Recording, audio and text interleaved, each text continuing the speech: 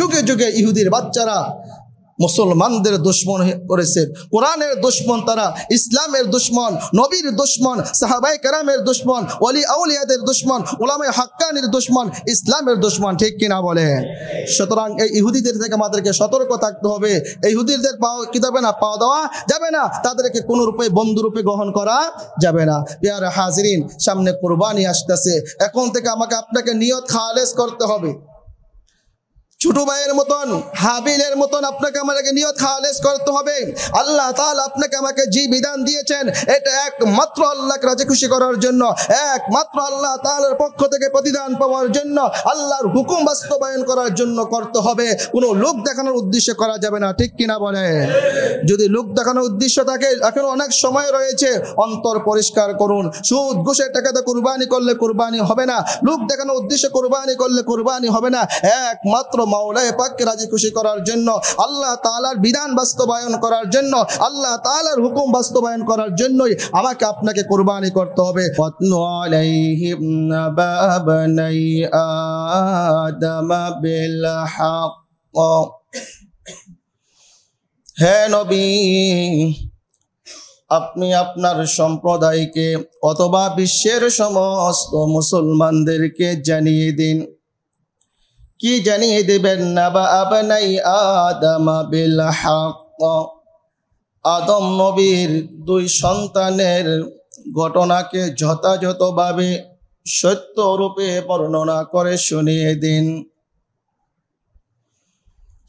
সর্বশ্রেষ্ঠ মানুষ, সর্বপ্রথম মানুষ হলেন নবী আদম আলাইহিস সালাতু ওয়াস সালাম। আদম নবীর পূর্বে এই দুনিয়াতে কোনো মানুষের বা কোনো সৃষ্টিজীবের আগমন ছিল কি ছিল না? বলতেছে বনি আদমের পূর্বে এই পৃথিবীতে জিনদের বসবাস ছিল। তারও পূর্বে আরেকটি জাতির কথা পাওয়া যায়, তাদের বসবাস ছিল। আল্লাহ পাক রব্বুল আলামিন যখন বনি আদমকে দুনিয়াতে সৃষ্টি করার জন্য ইচ্ছা করলেন, রব্বুল আলামিন ফেরেশতাদের সাথে পরামর্শ করলেন। ওয়াইদ ক্বালা রাব্বুকা লিল মালাইকাতি ইন্নী জাইলুন ফিল আরদি খলিফা। আল্লাহ পাক রব্বুল আলামিন বললেন, ও ফেরেশতারা, পৃথিবীতে আমি আমার প্রতিনিধি সৃষ্টি করতে যাই। তখন ফেরেশতারা বললেন, আতাজালু ফিহা মান ইউফসিদু ফিহা ওয়া ইয়াসফিকুদ দিমা। এমন জাতি সৃষ্টি করতে যাচ্ছেন যে জাতি দুনিয়া থেকে মারামারি করবে, হানাহানি করবে, রক্তপাত ঘটাবে। আমার আল্লাহ বলেন, ইন্নী আলামু মা লা তা'লামুন। ও ফেরেশতারা, আমি যা জানি তোমরা তা জানো না। আল্লাহ পাক রব্বুল আলামিন যখন পৃথিবীর বুকে বনি আদম সৃষ্টি করার ইচ্ছা করলেন, বনি আদম দুনিয়াতে আসবেন, দুনিয়াতে এসে বসবাস করবে কিভাবে? জিন্নাতের উৎপাতের কারণে বসবাস করতে সমস্যা হবে। এই জন্য আল্লাহ পাক রব্বুল আলামিন ফেরেশতাদেরকে প্রেরণ করলেন। ফেরেশতারা এসে ওই জিন্নাতদেরকে আপনার তাড়া করলেন। ফলে জিন্নাতরা দুই ভাগে বিভক্ত হয়ে একদল সাগরে আশ্রয় নিলেন, আর একদল জঙ্গলে আশ্রয় নিলেন। সাগরের নিচে এখনো জিন্নাতরা বসবাস রয়েছে, আরেক দল জিন্নাতরা জঙ্গলে বসবাস করে। আল্লাহ পাক রব্বুল আলামিন নিজ হাতে হযরত আদম আলাইহিস সালাতু ওয়াস সালামকে সৃষ্টি করার পরে আদম আলাইহিস সালাতু ওয়াস সালামকে বললেন, ইয়া আদম উসকুন আনতা। হে আদম, জান্নাতে বসবাস করতে থাকো। আদম নবী জান্নাতে বসবাস করতে লাগলেন, কিন্তু তিনি একা একই কি যেন ফিল করতেছিলেন যে একা একই বসবাস করা। আমার আল্লাহ তাআলা রব্বুল আলামিন সব কিছু জানেন, সব কিছু বুঝেন। তাই রব্বুল আলামিন হযরত আদম আলাইহিস সালাতু ওয়াস সালামের পাঁজরের হাড় থেকে আমাদের আদি মাতা হযরত হাওয়া আলাইহিস সালাতু ওয়াস সালামকে সৃষ্টি করলেন।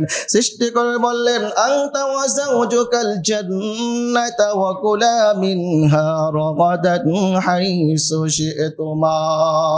তুমি আবার তোমার স্ত্রী জান্নাতে বসবাস করতে থাকো, কিন্তু সাবধান সাবধান, ওই যে গাছটা দেখো ওই গাছের নিকট যেও না। ওয়ালা তাকরাবা হাযিহিশ শাজারাতা ফাতাকুনা মিনাজ যালিমিন। যাই হোক, আমাদের আদি পিতা, আমাদের পিতা ভুল করে ফেলেছেন। পিতার ভুলের কারণে পিতাকে তিরস্কার করা যাবে না, পিতার সমালোচনা করা যাবে না। কারণ ভুল করলে, কেউ যদি ভুল করে ফেলে, ভুলের কারণে তাকে তিরস্কার করা যায় না, হ্যাঁ প্রতিপন্ন করা যায় না, লাঞ্ছিত করা যায় না। আমার আল্লাহ বলছেন, ফানাসিয়া আদম ওয়ালাম নাজিদ লাহু আজমা। আদম ভুলে গিয়েছেন। বলে যদি কোনো আল্লাহর বান্দা রমজান মাসে পেট ভরে খানা খায়, আপনারাই ফতোয়া দেন রোজা ভাঙবে কিনা? রোজা ভাঙবে? ভাঙবে না। কেন? আল্লাহ পাক রব্বুল আলামিন বান্দার সমস্ত ভুল কমে যে সমস্ত গুনাহ হবে, এই সমস্ত গুনাহ থেকে কলমকে উঠিয়ে নিয়েছেন। যে আমার বান্দা যদি ভুল করে, কোনো অন্যায় অপরাধ করে ফেলে, কোনো কিছু করে ফেলে, এগুলার কারণে ফেরেশতারা কি লেখেন না? গুনাহ লেখেন না। বলুন সুবহানাল্লাহ। তাহলে আমি আপনি যদি ভুল করে খাবার কারণে আমার আপনার রোজা না ভাঙ্গে, আমার আপনার 14 গোষ্ঠীর বাবা আদম নবী যদি ভুল করে, তাহলে গুনাহ হবে। যাই হোক, বিস্তারিত আলোচনা। গাছের নিকটে গেলেন, ফল ভক্ষণ করলেন। এখন পেশা পায়খানার প্রয়োজন দেখা দিল, হাজত দেখা দিল। আর জান্নাত তো পেশা পায়খানার জায়গা নয়। আমার আল্লাহ বলেন, ইহবিতু মিসরা, জমিনে নেমে যাও। আল্লাহ পাক রব্বুল আলামিন হযরত আদম আলাইহিস সালাতু ওয়াস সালাম, হযরত হাওয়া আলাইহিস সালাতু ওয়াস সালাম দুইজনকে জমিনে নিক্ষেপ করলেন। যাই হোক, দীর্ঘদিন কান্নাকাটি করার পরে আল্লাহ পাক রব্বুল আলামিন দুইজনকে আবার একসাথে করে দিলেন। উভয়ের তওবা কবুল করলেন। আল্লাহ পাক রব্বুল আলামিনের নবী আদম আলাইহিস সালাতু ওয়াস সালাম আল্লাহর নিকটে দোয়া করলেন, রব্বানা যালামনা আনফুসানা ওয়া ইল্লাম তাগফির লানা ওয়া তারহামনা লানাকুনান্না মিনাল খাসিরিন।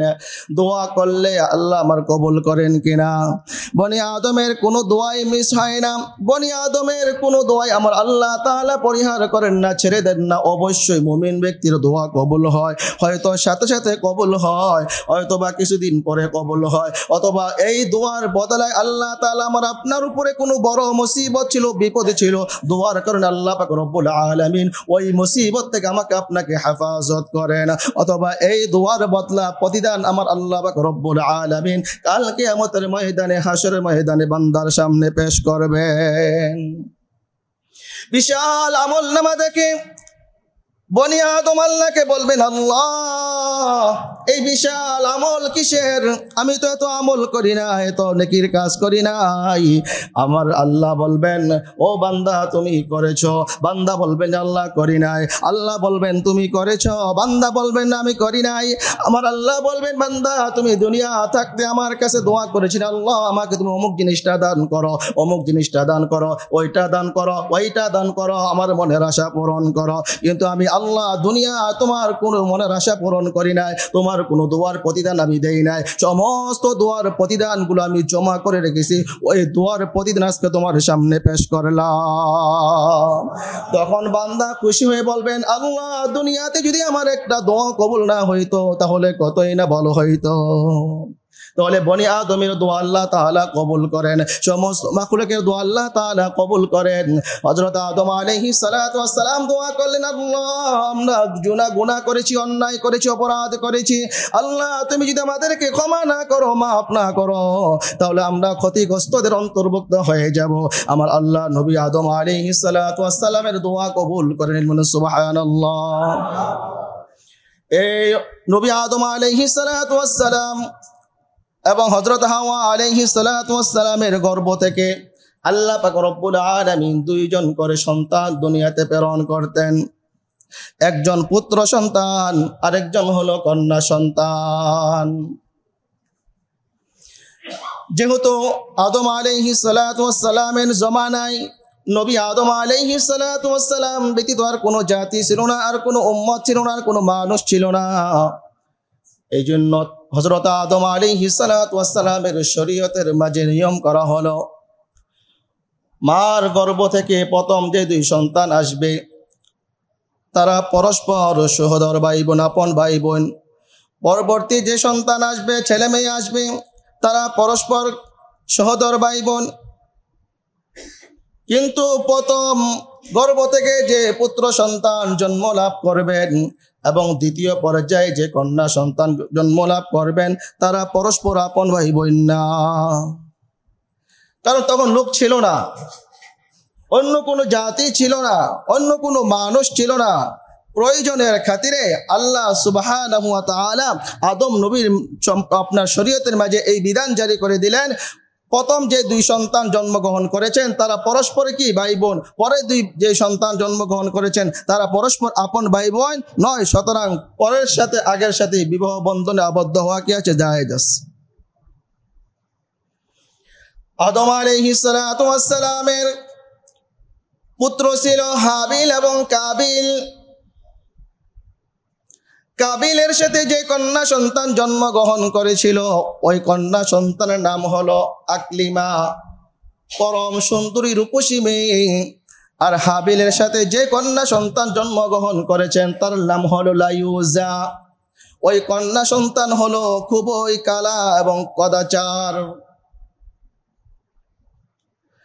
এখন হযরত আদম আলাইহিস সালাতু ওয়াস সালামের শরীয়তের নিয়ম অনুযায়ী, বিধান অনুযায়ী যখন তারা প্রাপ্ত বয়স্কে উপনীত হয়ে গেলেন, আদম আলাইহিস সালাতু ওয়াস সালাম কাবিলকে বললেন তার বোন লায়ুজাকে বিবাহ করার জন্য, যেটা ছিল কালো কদাচিৎ। আর হাবিলকে বললেন কাবিলের সাথে যে কন্যা সন্তান ভূমিষ্ঠ হয়েছে আকলিমা নামক পরম সুন্দরী ওই মেয়েকে বিবাহ করার জন্য। এখন কাবিল জিদ ধরছে, না সম্ভব না, বলতেছে আমার সাথে যেই বোন জন্মগ্রহণ করেছে আকলিমা, ওই আকলিমাকে আমি বিবাহ করব, ওই সুন্দরী মেয়েকে আমি বিবাহ করব। আর হাবিলের সাথে যে কন্যা সন্তান জন্মগ্রহণ করেছে কালো, ওই কন্যা সন্তানকে হাবিল বিবাহ করবে। জিদ ধরছে, মানবে না, বাবার বিধান মানবে না, বাবার কথা মানবে না। যারা বাবার কথা মানে না তারা কি বাবার অনুগত সন্তান না নাফরমান সন্তান? নাফরমান সন্তান। আদম আলাইহিস সালাতু ওয়াস সালাম বললেন ঠিক আছে, যদি তুমি তোমার বোনের পানি গ্রহণ করতে চাও তাহলে তোমরা কুরবানি করো।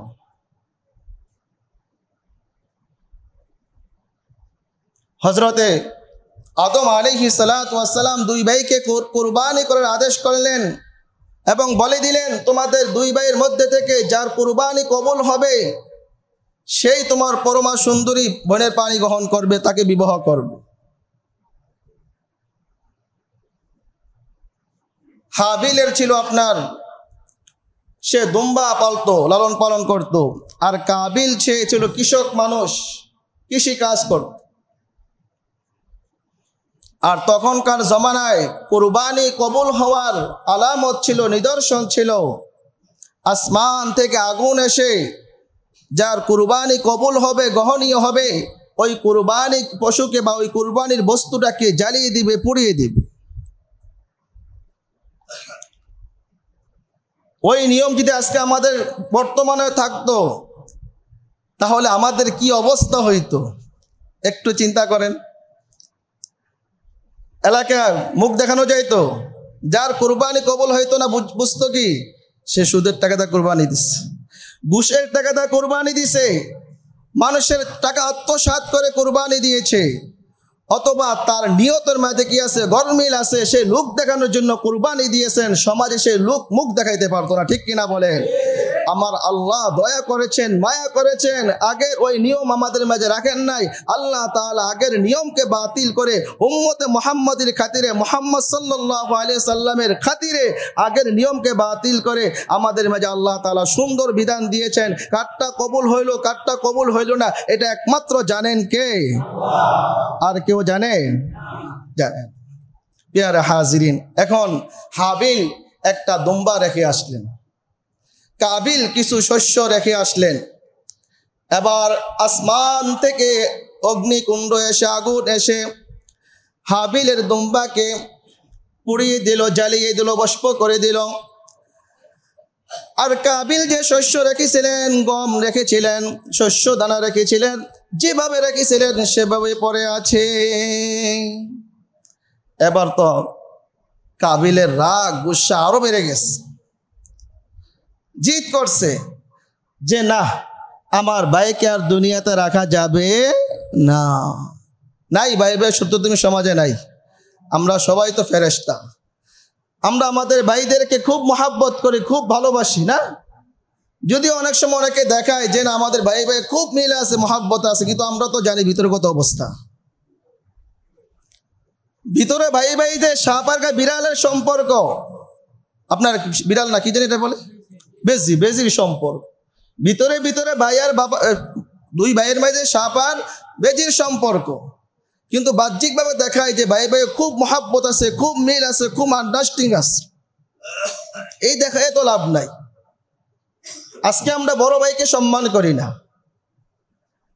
অনেকে আছে না যে বড় ভাই আপনাকে কোলে পিঠে করে বড় করলো, কি বড় ভাইয়ের অবদান কি কেউ বলতে পারবেন? যিনি আপনার থেকে একদিন আগে দুনিয়াতে আসছে, বা যিনি আপনার বড় ভাই, তার অবদান আপনি বলতে পারবেন না? অবশ্যই পারবেন না। অবশ্যই অবশ্যই আপনার উপর তার অনুগ্রহ রয়েছে, তার অনুদান রয়েছে, অনুগ্রহ রয়েছে, দয়া রয়েছে। তাই বিদায় যে বড় ভাই অন্যায় করলে ছাড় দেওয়া হবে, এটা আবার না। যে বড় ভাই হাজার অন্যায় করবে, বড় ভাইকে ছেড়ে দেওয়া হবে, এটাও না। আবার বড় ভাই শুধু ছোট ভাই থেকে খেলে শোষণ করবে, জুলুম নির্যাতন করবে, বঞ্চিত করবে, সেটাও মানা যাবে না। দুটাই করতে হবে, বড়দেরকে সম্মান করতে হবে, ছোটদেরকে স্নেহ মমতা করতে হবে। মাল্লাম ইয়ারহাম সগীরানা ওয়া লাম ইউক্কির কাবীরানা ফালাইসা মিন্না।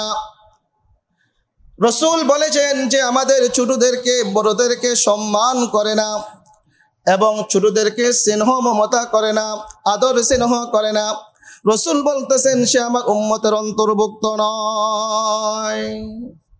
সুতরাং বড়দেরকে সম্মান করতে হবে এবং বড়দেরকেও ছোটদেরকে স্নেহ মমতা, মায়া মমতা করতে হবে।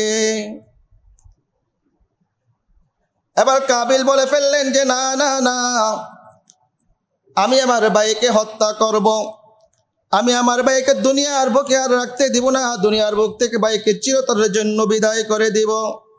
জিদ করলেন, রাগ করলেন। এই যে রাগ করলেন, এটা কি করা ঠিক হয়েছে? আপনারা বলেন কেন ঠিক হয় নাই? হাবিলের কোনো দোষ আছে? হাবিলে কোনো অন্যায় করছে?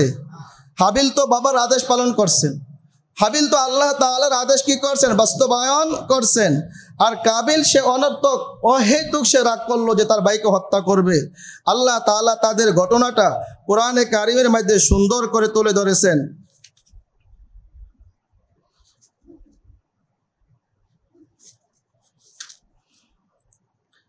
وَاتْلُ عَلَيْهِمْ نَبَأَ ابْنَيْ آدَمَ بِالْحَقِّ إِذْ قَرَّبَا قُرْبَانًا فَتُقُبِّلَ مِنْ أَحَدِهِمَا وَلَمْ يَتَقَبَّلْ مِنَ الْآخَرِ قَالَ لَأَقْتُلَنَّكَ قَالَ إِنَّمَا يَتَقَبَّلُ اللَّهُ مِنَ المتقين।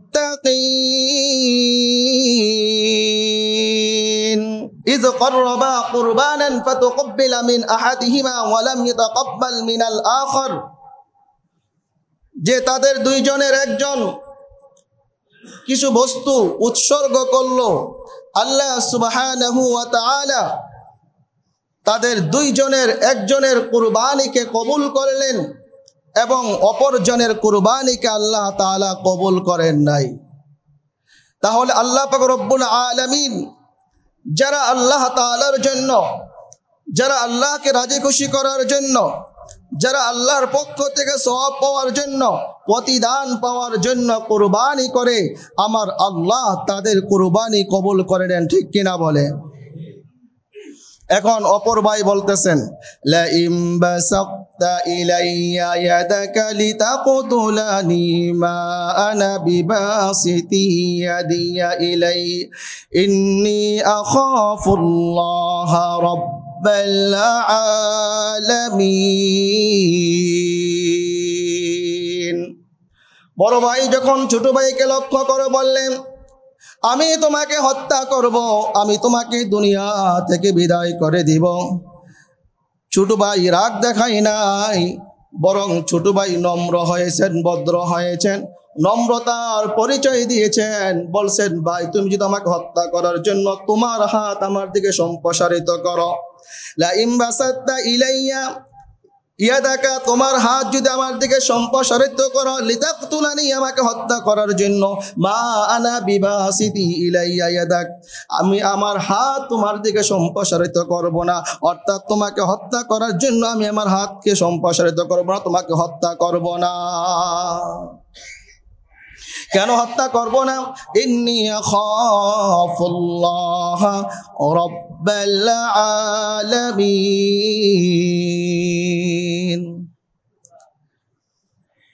কারণ আজকে তুমি হয়তো আমাকে হত্যা করে ফেলবে,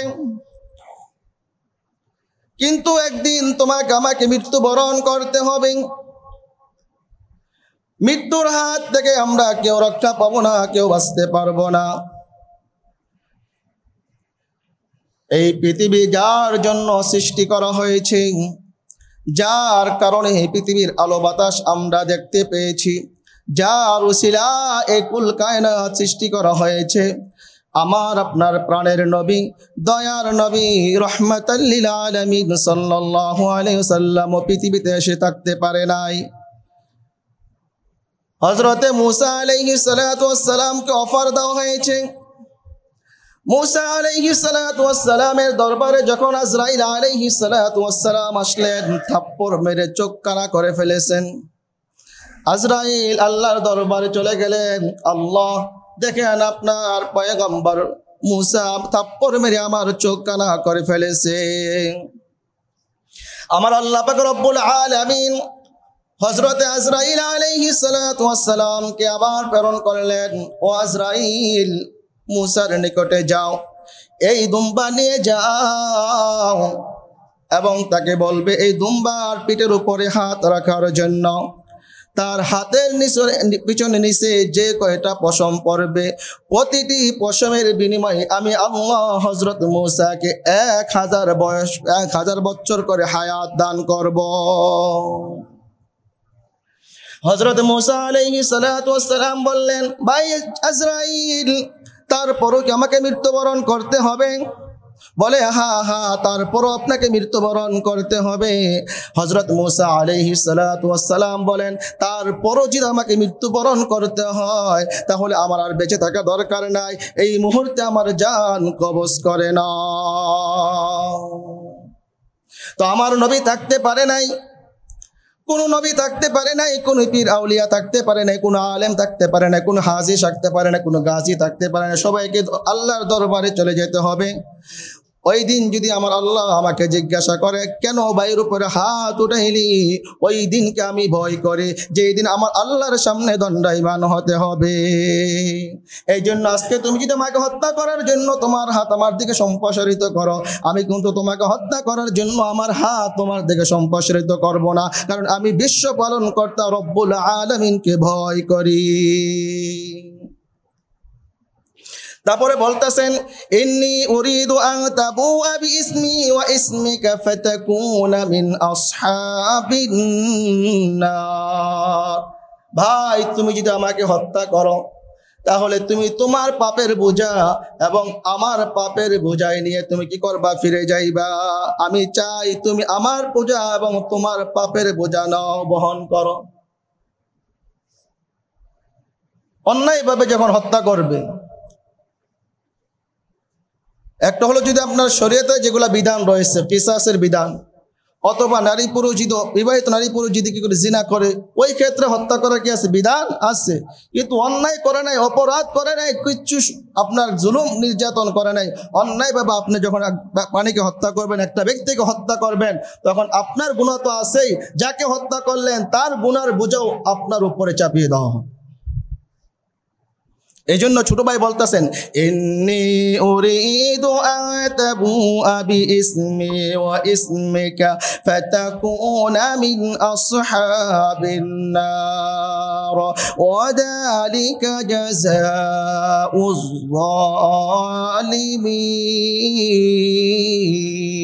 যালিমিন। এই আয়াতের আরেকটি তাফসীর করা হয়েছে, হাদিসের মধ্যে আসছে রাসূল করিম সাল্লাল্লাহু আলাইহি সাল্লাম বলেছেন আল কাতিলু ওয়াল মাকতুলু হুমা ফিন্নার। হত্যাকারী এবং হত্যাকৃত উভয় জাহান্নামে যাবে। সাহাবায়ে কেরাম বললেন ইয়া রাসূলুল্লাহ, ইয়া হাবিবাল্লাহ, হত্যাকারী জাহান্নামে যাবে এটা আমরা সকলে বুঝলাম, কিন্তু যাকে হত্যা করা হয়েছে সে কোন জাহান্নামে যাবে? রাসূল বলতেছেন যাকে হত্যা করা হয়েছে সেও তো আগ্রহী ছিল, সেও তার ইচ্ছা ছিল সে তার ভাইকে হত্যা করার। কথাটা বুঝেন নাই? আমি যে আপনাকে হত্যা করলাম, তো আপনারও কি ইচ্ছা ছিল, সুযোগ পেলে আমাকে কি করবেন, আঘাত করবেন, আমাকে হত্যা করবেন। তো এই জন্য বলতেছে ওয়াল কাতিলু ওয়াল মাকতুল হুমা ফিন্নার, হত্যাকারী এবং নিহত উভয় জাহান্নামে যাবে। উভয় কোথায় যাবে? জাহান্নামে যাবে। এই যে জাহান্নামে যাওয়ার যে গুনাহ, এই গুনাহ কাবিলের গর্দানে ঝুলিয়ে দেওয়া হবে। হাবিল কি হয়ে যাবে? নির্দোষ হয়ে যাবে, কারণ হাবিলের এখানে হত্যা করার, বড় ভাইকে হত্যা করার বিন্দু পরিমাণ কি ছিল না, ইচ্ছা ছিল না, যার কারণে ছোট ভাইয়ের যত পাপ আছে, অন্যায় আছে, সমস্ত গুনার বোঝা বড় ভাইয়ের গাড়ি চাপিয়ে দেওয়া হবে, সে জাহান্নামের অধিবাসী হয়েছে। এখন তো হত্যা করে ফেলছে, কি করব? এখন গর্দানে নিয়ে আপনার কাঁধে নিয়ে ঘোরাঘুরি করতেছে, দৌড়াইতেছে, কাঁধে নিয়ে দৌড়াদৌড়ি শুরু হয়ে গেছে, একবারে ওই প্রান্তে একবার ওই প্রান্তে। আমার আল্লাহ পাক রব্বুল আলামিন فبعث الله غرابا يبحث في الأرض ليريه كيف يواري سوءة أخيه। আমার আল্লাহ দেখেন, সব কিছু দেখেন, আমার আল্লাহ একটি কাক প্রেরণ করলেন। ফাবাআসাল্লাহু গুরাব, গুরাব শব্দের অর্থ হলো কাক। কেন কাক প্রেরণ করলেন? ইয়াবহাসু ফিল আরদি, ওই কাক জমিনে এসে মাটি খনন করলেন। ওই কাক জমিনে এসে মাটি খনন করলেন এবং আরেকটি মৃত কাককে ওই কবরে রেখে তার উপর মাটি দিয়ে দিলেন। এই অবস্থা যখন বড় ভাই কাবিল দেখলো, দেখে বলতেছেন আজাজতু আন আকুনা মিসলা হাযাল গুরাব। হায় আফসোস, আমি তো এই কাকের মতো হইতে পারলাম, আমি এই কাকের মতো হইতে পারলাম না। আমি আমার ভাইকে হত্যা করেছি, মেরে ফেলেছি, কিন্তু কিভাবে খবর দিতে হবে এই জ্ঞান আল্লাহ আমাকে কিনা, আমার জ্ঞান নাই। অত সাধারণ একটা কাক, সে তার এক সতীর্থকে মারলো, কবর খনন করলো, আবার কবরে দাফন করলো, আমি এটাও করতে পারলাম না। ফাআসবাহা মিনান নাদিমিন, অতঃপর সে লজ্জিত হলো, অনুতপ্ত হলো, লজ্জিত অনুতপ্ত হলেন। বলতেছে তখনও পর্যন্ত যেহেতু কোনো মানুষ মারা যায়নি, তোর কবর দেওয়ার তো প্রশ্নই আসে না। মানুষ মারা গেলে না কবর কিভাবে দেয়, দাফন কাফন কিভাবে করতে হয়, এটা মানুষ জানতো। যার কারণে আপনার কাবিলের জানা ছিল না, সে তার ভাইয়ের লাশ বহন করে ঘোরাফেরা করতেছিল। আল্লাহ পাক রব্বুল আলামিন কিভাবে দাফন কাফন করতে হয়, কিভাবে কবর খনন করতে হয়, কাক প্রেরণ করে দেখিয়ে দিলেন। সেখান থেকে আপনার কি আসলো, কবর খনন করার মাসালা আসলো। এবং মুফাসসিরিনে কেরাম বলেছেন কিয়ামত পর্যন্ত যত হত্যা হবে, যত মানুষ যত মানুষকে অন্যায়ভাবে মারা হবে, সমস্ত নিহত ব্যক্তিদের আপনার গুনার একটা বোঝা হত্যাকারীদের ভাগে চলে আসবে, হত্যাকারীদের গর্দানে ঝুলিয়ে দেওয়া। বিশেষভাবে এই যে কাবিল যে হত্যা করলো, যেহেতু সে সর্বপ্রথম হত্যাকারী, এই জন্য পৃথিবীতে যত হত্যার কাণ্ড ঘটবে, যত মানুষকে হত্যা করা হবে, প্রত্যেকটা হত্যাকারী নিহত ব্যক্তির একটা গুনার অংশ কাবিলের আমল নামায় চলে আসবে। প্যারা হাজরিন, এখানে আল্লাহ সুবহানাহু ওয়া তাআলা এই ঘটনা উল্লেখ করে মক্কার ইহুদিদেরকে তিরস্কার করেছেন, মক্কার ইহুদিদেরকে সতর্ক করেছেন। মক্কার ইহুদিরা রাসূল আরবি সাল্লাল্লাহু আলাইহি ওয়াসাল্লাম সহ বড় বড় সাহাবায়ে কেরামকে একবার দাওয়াত করলেন, রসুলকে এবং রসুলের সাহাবায়ে কেরামকে দাওয়াত করলেন, জি ইয়া রাসূলুল্লাহ, আপনি আমাদের বাড়িতে দাওয়াত। কিন্তু তাদের উদ্দেশ্য ছিল ভেজাল, তাদের নিয়তের মাঝে ভেজাল ছিল। বলে কি ভেজাল? তাদের উদ্দেশ্য ছিল রসুল যখন আমাদের বাড়িতে খাবার গ্রহণ করতে যাবে, ওই সুযোগে রসুলকে মেরে ফেলা হবে, সাহাবায়ে কেরামকে মেরে ফেলা হবে, তখন দ্বীন ও ইসলাম শেষ হয়ে যাবে।